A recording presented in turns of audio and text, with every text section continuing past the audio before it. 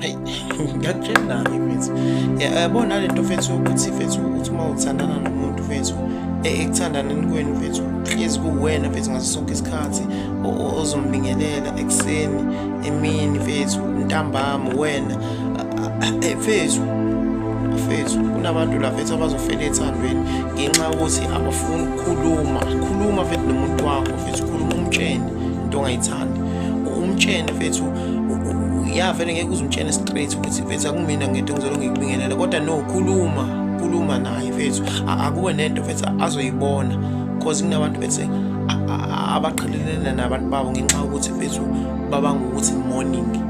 Yizwa leyo nto mfethu, babanga ukuthi morning mfethu, morning lo wasawubona ekuseni.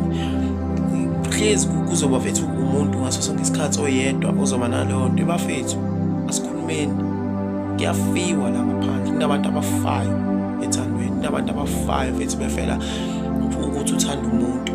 Yizwa leyo nto mfethu, awuyibambe kanjalo.